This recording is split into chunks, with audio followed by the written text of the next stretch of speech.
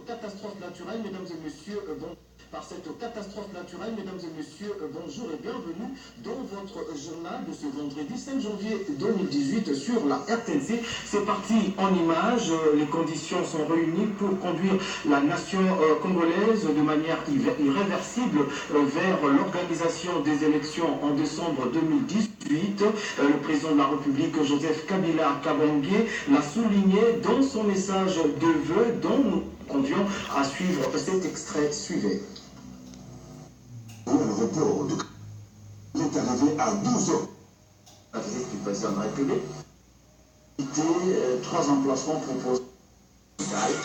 Moderne, répondant aux standards internationaux et régulièrement approvisionner en produits pharmaceutiques. Et puis l'accroissement de la population et l'envergure que prend l'agglomération, juste à faible capacité d'accueil et surtout face à sa vétusté. L'actuel hôpital général de référence a fait l'objet ce mercredi 3 janvier 2018 de la visite du président de la République, Joseph Kabila Kabange, en présence du gouverneur de province, Richard Ngoi Kikangala. La pédiatrie et la maternité ont été particulièrement visées. Le chef de l'État s'est fait présenter à cette occasion 3 nouveaux sites, dont l'un sera retenu pour l'érection des nouveaux complexes hospitaliers. Laurent Biamboulou Angola fait le point.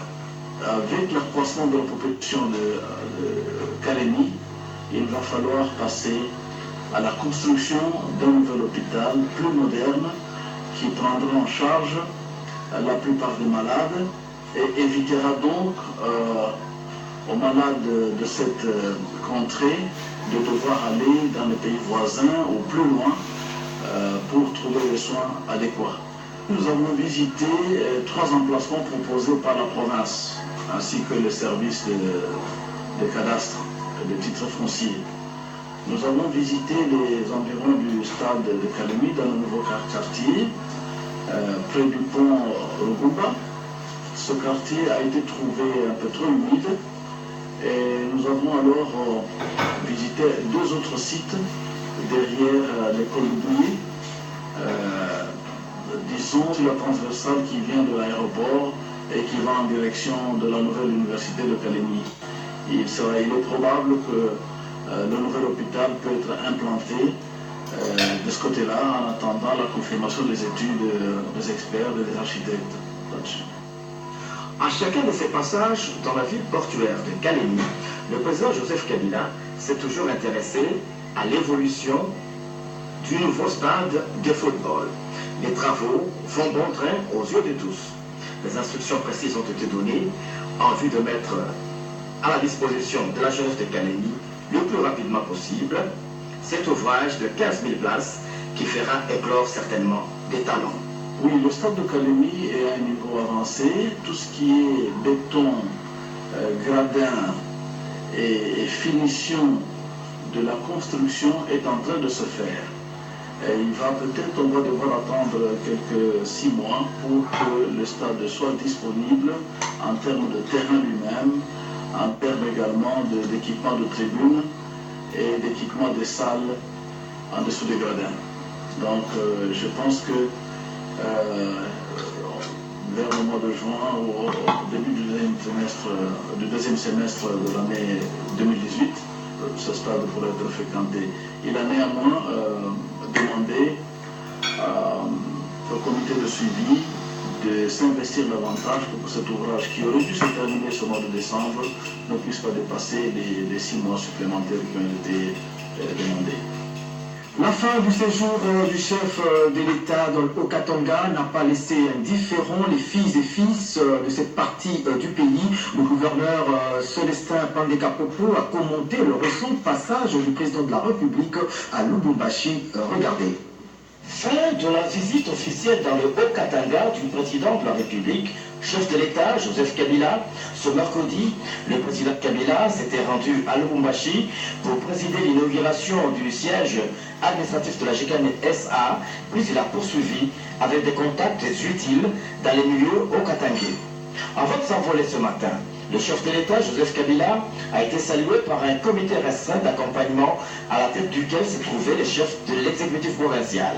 Célestin Pandé-Kapopo a daigné commenter le séjour du chef de l'État à Lubumbashi pendant les festivités de la Nativité et de la Saint-Sylvestre, période qui a connu des tumultes politiques qui n'ont pas troublé du tout l'inquiétude de la population. Moi, je crois surtout que c'est un cadeau que le Katanga devait faire au chef de l'État.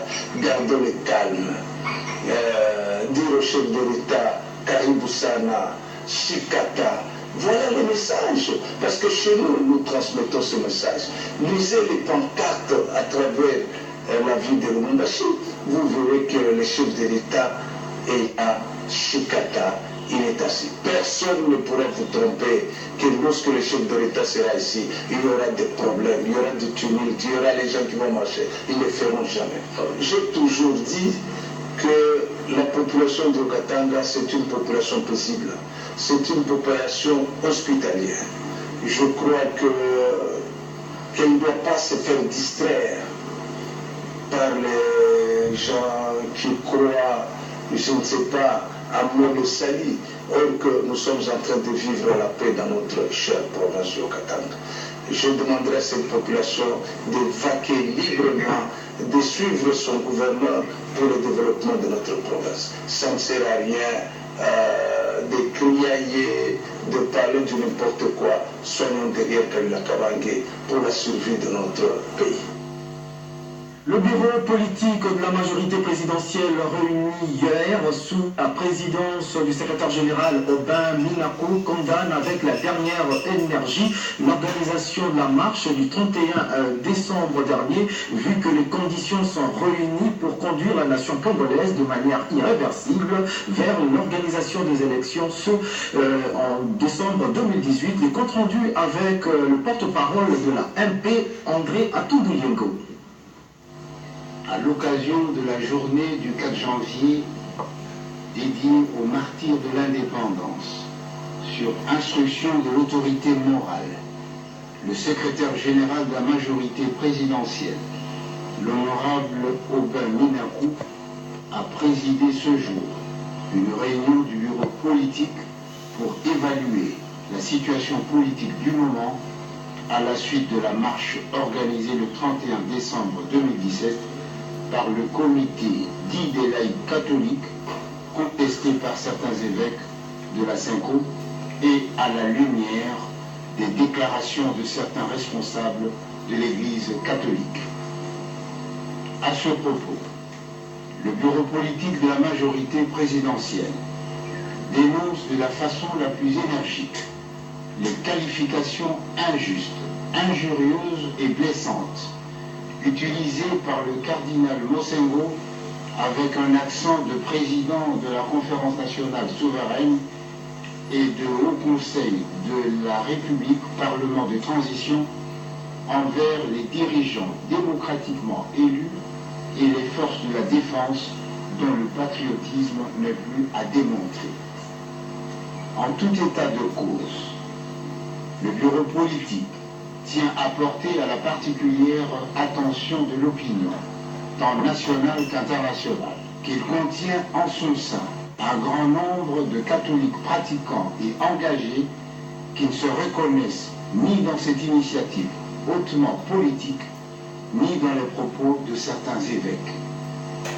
Le bureau politique de la majorité présidentielle invite toutes les églises et religions, tous les hommes de bonne volonté et acteurs politiques, toutes tendances confondues, à œuvrer pour la tenue en décembre 2018 d'élections apaisées et non productrices de chaos, conformément au calendrier publié par la CENI suite à l'accord politique et inclusif du 31 décembre 2016, et ce, sous la haute responsabilité du président Joseph Kabila Kabange, garant de la nation et du bon fonctionnement de la démocratie dans notre pays.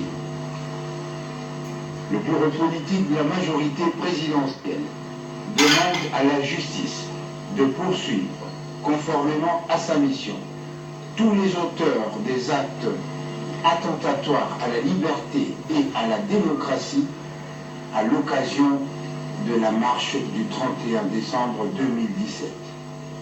Enfin, le bureau politique de la majorité présidentielle demande à tous ses membres et à ceux qui partagent la passion du Congo de se mobiliser et de dénoncer sans complexe tout complot ourdi contre la démocratie pour renverser les institutions de la République et prendre le pouvoir par ce biais non démocratique.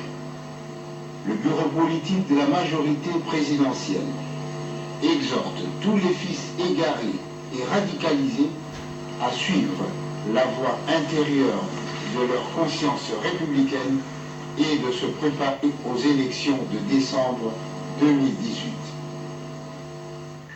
Sensibiliser la population du sud Ubangui au sens de responsabilité et à la promotion de la paix en vue de se préparer pour les élections qui profilent à l'horizon selon le calendrier publié par la CENI. C'est l'une des étapes de la mission qu'a effectué le ministre d'État du Commerce extérieur, Jean-Lucien Boussa, mobilisant ainsi la population de la province du sud Ubangui. Commentaire Jacques Tchiboboa-Meji. Le ministre d'État, ministre du Commerce extérieur, Jean-Lucien Boussa Tongwa, fait de la sensibilisation des populations sur la tenue des élections crédibles et démocratiques en République démocratique du Congo en 2018 son cheval de bataille, et ce qui justifie son séjour dans la province du Sud Ubangui. À son arrivée à l'aéroport de Guémena, le numéro 1 du Commerce extérieur, Jean-Lucien Boussa, était accueilli par le gouverneur de la province, Joachim Benemagé, et la population qui l'ont accompagné de l'aéroport jusqu'au lieu prévu pour le meeting. Sur place, le message était clair. Le patron du commerce extérieur, Jean-Lucien Boussa Tongwa, a dit au peuple de Guémena, chef-lieu de la province du Sud Ubangui, puis à ceux du territoire des Boudjala et enfin à la population du secteur des Ndolo Liboko que ce qui est important à l'heure qu'il est, c'est l'organisation des élections crédibles et démocratiques, conformément au calendrier électoral publié par la CENI. Jean-Lucien Boussa tient à ce que le gouvernement, la CENI, le Parlement et les partenaires s'obligent à faire chacun son devoir pour ne pas manquer le rendez-vous électoral. Il a rappelé à ses interlocuteurs que si les élections n'ont pas été organisées à temps, c'est à cause des manœuvres dilatoires et des contestations sans fin des acteurs politiques. Je vous appelle au sens de responsabilité, au calme, à la promotion de la paix et à vous préparer pour affronter les élections en cette année 2018, a-t-il martelé. Quel est l'enjeu principal aujourd'hui sur le plan politique? C'est la tenue des élections le 23 décembre 2018. C'est cela l'enjeu. Mais c'est aussi ça les défis à relever par les uns et les autres. Nous sommes prêts à pouvoir aller aux élections. Dépôt de gerbes de fleurs à la tombe du général Mamadou Ndala. Il en a été question avec l'honorable Geneviève Inagossi, députée nationale. C'était hier, coïncidant ainsi avec la journée de la commémoration des martyrs de l'indépendance de notre pays. Regardez. Il y a 4 ans, depuis qu'il a quitté la terre de nos ancêtres, lui, c'est Mamadou Moustapha Ndala. Il fut colonel des forces armées de la République démocratique du Congo et commandant du 4e bataillon. Il faut noter que ce vaillant héros est mort sur le champ de bataille dans les territoires de Béni, tué par les ADF Nalou. Pour se souvenir de lui, sa famille biologique et la nation lui ont rendu un hommage. Pour rappeler à la mémoire collective que bien qu'il soit physiquement décédé, il demeure toujours présent dans nos cœurs. Et rappeler aux Congolaises et aux Congolais pour qui il a payé de son sang que Mamadou Ndala est mort pour la paix dans ce pays. Je pense que la meilleure manière de pérenniser sa mémoire et pour que son sacrifice ne soit pas vain, c'est pour que chacun et chacune d'entre nous s'investissent pour véritablement que règne la paix dans ce pays. Dans sa carrière militaire, Mamadou Ndala a été formé par des instructeurs belges, angolais, chinois et américains. À titre posthume, il a été élevé au rang de général de brigade. Et nous le disions en titre de ce journal, cri d'alarme SOS lancé par la population des Ngafani. Nous sommes là dans la commune de Mongafula, ce après la pluie diluvienne qui s'est abattue la nuit du mercredi à jeudi à Kinshasa, qui a causé une érosion et des dégâts importants, dégâts matériels, tout en laissant des victimes sans abri dans cette partie du pays. Regardez. Au nombre des quartiers qui composent la commune de Selembao dans la ville province Kinshasa figure Ngafali. Cette entité qui faisait jadis la beauté de cette municipalité devient une véritable épine pour l'essor de la population de cette partie de la capitale. Un tour aux allées touristiques suffit de comprendre que Ngafali n'existe que de nom.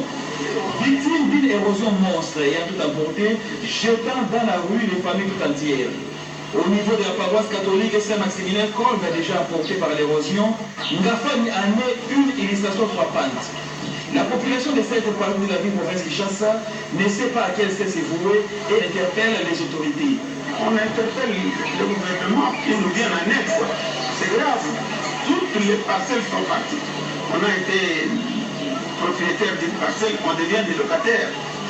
Et c'est malheureux, c'est comme si on est des orphelins sans parents, mais notre parents c'est le gouvernement. Le pouvoir reste justement nous apporter l'assistance. Si il ne fait pas l'attention, tous les quartiers seront emportés. Même sur l'avenue Bypass, l'avenue n'existera plus. Même les côtes de l'île. Donc les quartiers, justement, nous sommes en danger par rapport aux érosions et par rapport au désastre de la pluie qui est en train de nous menacer. Si on ne prend garde de cette catastrophe naturelle qui date de 2002, risque de faire disparaître les quartiers Ngafali de la carte de la ville province Kinshasa. L'école ILES, l'Institut littéraire de Selembao ainsi que la pluie Bypass pourront aussi connaître les mêmes problèmes au niveau de l'arrêt armée des saluts et nous. Signalons que le quartier Ngafani se trouve situé dans la commune de Selembao et non de Mongafula. Autre chose, en marge de la commémoration de la journée dédiée aux martyrs de l'indépendance, c'était hier, 4 janvier 2017, le président de la Ligue de jeunes de la CCU, la Convention des Congolais Unis, a visité quelques œuvres sociales dans le quartier Kanluka, initié par l'autorité morale de ce parti. Images et commentaires, Francine Atomissi. Une œuvre sociale dont du ministre de la Communication et des Médias, Lambert Mende Omalanga, aux habitants du quartier Kanluka Angalema. Le centre de formation professionnelle Patrice Emery Lumumba a reçu la visite du président de la Ligue de jeunes de la CCU, Jean-Thierry Monsené Pomototo. Sur place, c'est au cadre de la CCU, a annoncé aux récipiendaires l'insertion d'autres filières techniques, dont l'esthétique et l'auto-école. Dans sa ronde, Jean-Thierry Monsené Pomototo a également rendu visite aux malades touchés par le choléra, qui du reste ont bénéficié d'un soutien financier de l'autorité morale de la CCU et d'autres biens en nature. Les dégâts causés par les dernières pluies diluviennes qui se sont abattues sur la capitale n'ont pas laissé indifférent le président de la Ligue de jeunes de ce parti de la majorité présidentielle. Au-delà des échanges sur les enjeux politiques de l'heure avec les jeunes de ce coin de la capitale, Jean-Thierry Monsenepo a effectué une descente sur le lieu où sera érigé dans le prochain jour un pont reliant la commune de Bumbu à celle de Mongafula. Mais rappelez-vous également que lorsque son excellence Lambert Mende était venu ici pour parler avec les jeunes de Kanluka, il avait promis à tous à l'époque. Et ça, je viens de palper de mes propres yeux les réalisations qui ont débuté pour le temps qui va relier le quartier Kanluka à la commune de Selembao. J'ai aussi constaté les menaces d'érosion qui y sont et nous allons faire le nécessaire pour faire parvenir le message à qui le demande. Cette tournée illustre bien la volonté de l'autorité morale de la CCU à travers ses bienfaits de participer à la construction d'une nation prospère à l'image de la révolution de la modernité.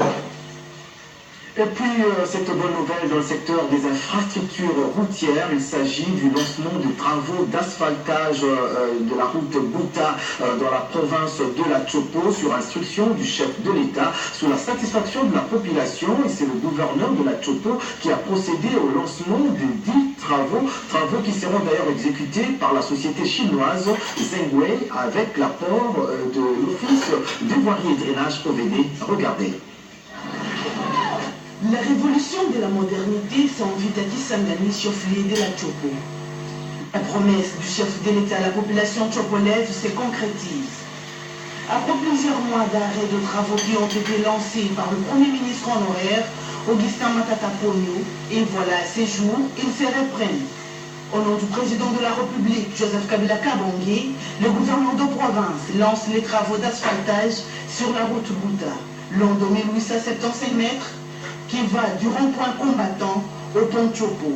Constant Lomata Congoli, pour cette occasion, remercie les chefs de l'État pour ces cadeaux à l'endroit des Boyomés et Boyomés, qui promet en même temps de les étendre dans le reste de la voirie urbaine de Kisangani et d'autres coins de la Chopo. Pour donner l'élan que le chef de l'État, président de la République, son Excellence Joseph Kabila Kabange, a ordonné le lancement des travaux d'asphaltage sur ce tronçon à l'ordre de cette année. Le gouvernement provincial va envoyer ce pas dans les jours qui viennent afin de ne pas abuser de la patience de notre chère population et de tenter ainsi la soif de voir le rêve se réaliser. Les populations boyomaises, de leur côté, remercient le raïs Joseph Kabila Kabange qui se place toujours aux côtés des Tchopolais. Nous avons une joie immense pour cette route qui était impraticable. Je remercie le chef de l'État. Joseph Kabila Kabange. C'est vraiment une joie pour cette route. Une cérémonie présidée par l'autorité provinciale en présence d'un parterre de personnalités, y compris Faustin Lokinda Litalema, conseiller du chef de l'État. Ces travaux sont exécutés par la société chinoise Zhangwei avec la collaboration de l'Office des voiries de drainage OVD. Et suivons à présent ce propos de la jeunesse katangaise du Kolomani, une jeunesse qui soutient le chef de l'État. Ils l'ont fait savoir par le biais de leur président du Conseil national de la jeunesse et coordonnateur de jeunes de l'espace katangaise. Suivez.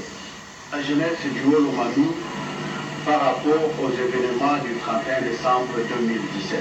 Que l'on a informé à la population locale, provinciale, nationale, ainsi qu'internationale que suite aux événements du 31 décembre 2017, nous avons reçu dans notre province du Kolomani des visiteurs venant d'autres horizons, se disant des commerçants, et ils ont préféré passer leur festivité avec nous au moment où leur intention était autre, celle de troubler l'ordre public de notre population qui vit paisiblement. Ils sont allés s'infiltrer dans l'église catholique. À la fin du culte, ils ont commencé à brandir leurs drapeaux et leurs banderoles de leur opposition qu'ils considèrent radicale. Heureusement, la police a dû prouver ses missions régaliennes à la situation et la situation a été maîtrisée. C'est pourquoi la population du Kolomani en général et la jeunesse en particulier réitèrent et réitérons toujours son attachement au président de la République, chef de l'État, le Raïssi. Notre province du Kolomani, c'est le président Kabila ou rien. Et nous mettons en garde tous les fauteurs de troubles et ceux-là qui veulent ternir l'image de la province du Kolomani et toute de sa population. Et nous leur disons ceci, ce n'est plus le temps de distraction, mais du moins du travail. Car tout notre regard est dirigé vers les élections qui se pointent à l'horizon. À présent, cette page noire concernant la RTNC qui est doublement endeuillée, disparue depuis le 30 décembre dernier à Kinshasa. Le programme de funérailles du directeur des sports, Roland Modeste Ndila Fanan, vient d'être rendu public. Le voici dans ce reportage. La grande famille Ndila Fanana qui est morte, la radio-télévision nationale congolaise, la Fédération congolaise de football association et le comité d'organisation de funérailles de Roland Modeste Ndila Fanana né Sossou, directeur de sport à la RTNC et directeur de communication à la FECOFA, annonce le programme des obsèques se présente de la manière suivante. Le samedi 6 janvier 2018, pour ceux qui voudront rendre un premier hommage à Roland Ndilafanan, devront se rendre de 10h30 à 10h55 à la chambre funéraire de l'hôpital du Cinquantenaire.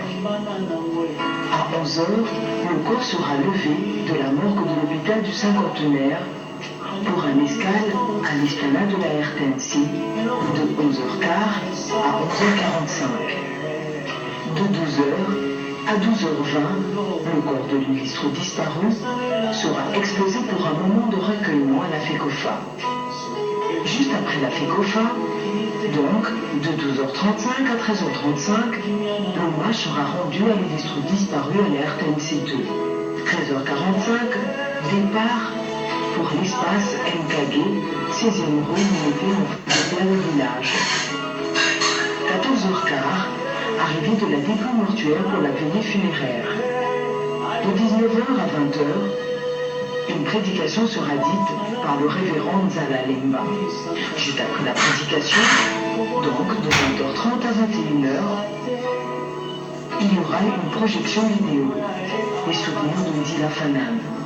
De 21h30 à 23h, louange et adoration avec la chorale Arc-en-Ciel, Henri Papa Moulaja, Kimlo, avec les groupes folkloriques Kimbanda Ndila, Madilamba, Mapanda et les Fafars. Notez bien que la soirée sera ponctuée de témoignages. Le dimanche 7 janvier 2018, de 10h à 11h, le programme prévoit un culte religieux qui sera dit par le révérend Badé Ernest. Et de 11h à 11h30, dépôt des gerbes de fleurs. À 11h30, oraison funèbre.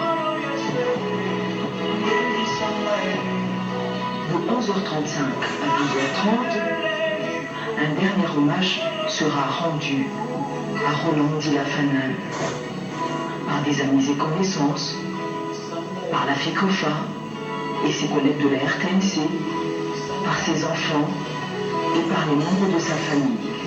Et à 12h30, le corps sera levé pour inhumation à la nécropole entre ciel et terre.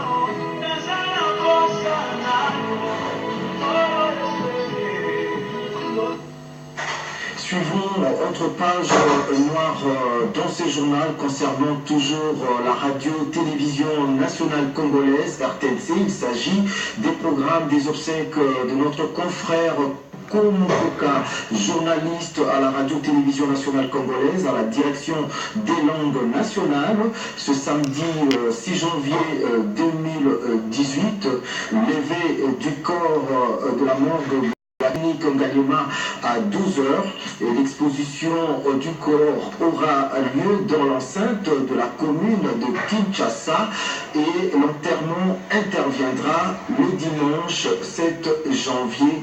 Que son âme repose en paix. Et ça part ces pages noires que nous bouclons, ces journaux, le rappel des titres, l'actualité, nous l'avions dit, nationale reste dominée par le nombre de morts qui ne cesse de s'alourdir à travers la capitale suite à la pluie diluvienne qui s'est abattue dans la nuit du mercredi à jeudi à Kinshasa, causant ainsi d'importants dégâts. Vous avez suivi dans ce journal le cas du quartier d'Afani dans la commune de Selemba. Fin de ce journal, merci de l'avoir suivi et à très vite.